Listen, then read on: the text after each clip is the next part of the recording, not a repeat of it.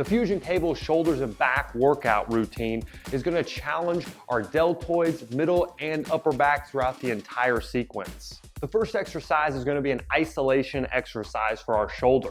We're going to utilize our lower fusion mount with a lower level fusion cable. Step off the wall, we're going to be doing a single arm lateral raise. Be sure that throughout the full range of motion, you've got resistance. We don't want to be too far off the wall where we're maxing out the cable or too close where we get slack when we get to our deceleration phase.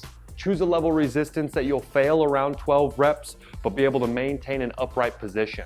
Oftentimes when fatigue sets in during this exercise, people arch their back, lean back for leverage. That's not what we want to do. We always have our hips tucked. We're working directly out to the side, targeting our delts. Complete 3 sets of 12, moving back and forth with only 30 seconds of break in between. Keep the pace high. This is a bit of our warm-up and our isolation for our shoulders before the rest of the workout. The elevated reverse fly is going to require 2 low fusion cable mounts. We're going to cross our hands and get up in a nice stretch position, really feeling that burn throughout our shoulders and upper back. When utilizing the fusion cables, this is another great exercise where we're going to utilize that separation resistance. By resisting out to the sides, from pulling across our bodies, we're going to maximize muscle gains and really be able to work out anywhere. Complete 12 repetitions for 4 sets with 60 seconds of rest in between. If you start your second, third, or fourth set and you're still burning, that's okay. The key here is time under tension, so these rest durations are short so that we can work directly back into the next set. During this exercise, stay in a nice upright position. We don't want to arch our back to get leverage when we drive our hands up. We want to try to stabilize and use our shoulders and upper back for the entire sequence. When we're eccentrically moving, you're going to let those hands slide in front with a slight crossover, and then as we get back opened up, we're going to be working in the natural arm slots, extending back for a great flex. If you find yourself needing to cheat a bit, the cheat will be in front. Bend over just a little bit and gain some momentum as you go back. We don't want to cheat backwards and put more pressure on our spine. We never want to go past that vertical position. Now your shoulders should be burning and you should be ready for the bent over reverse flies. Now we're going to bend at the waist and work our arms back for that middle back region. Our hands will still be crossed here, and we're going to extend back, squeeze with our shoulder blades, and then eccentrically, slowly control that resistance. The key is to maintain the proper bent over angle.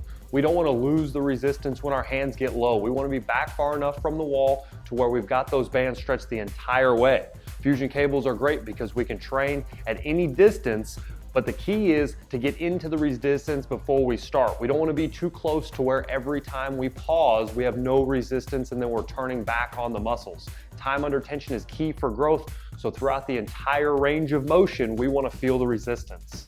Keep your arms straight during this exercise. We don't want to get too bent up towards the back and chicken wing our arms. Nice straight arms, squeezing the shoulder blades, and hold that nice bend to your elbow. Moving up now, we're going to go to the fusion cables cross face pulls.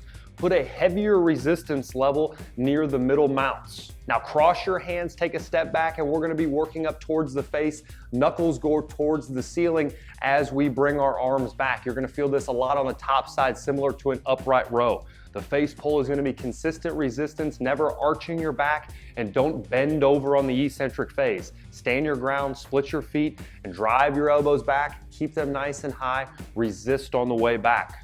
Find the sweet spot here and fail around 12 reps. We're going 12, 4 sets with 60-second breaks with this exercise as well.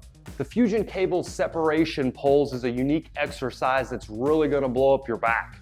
Take the middle mount fusion cables and throw your anchor strap through.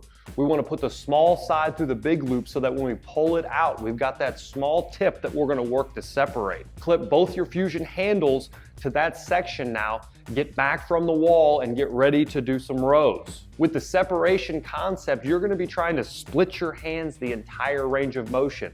Oftentimes with a row, our worry is only to pull back with our shoulder blades and keep a big chest. But with the separation rows here, we're gonna pull those handles apart all the way through full range of motion. You should definitely feel it in your shoulders an awful lot more than you ever feel it in a normal rowing motion. Complete 8 reps, moving very slowly and separating them as much as you can. Take a short 60-second break and then roll it right back around for 3 total sets. challenge yourself during the entire shoulders and back sequence. You want to test different weights and get comfortable with the amount of weight you're able to pull. The more that we can fail during each one of our sets, the more resistance we're going to get, so push yourself.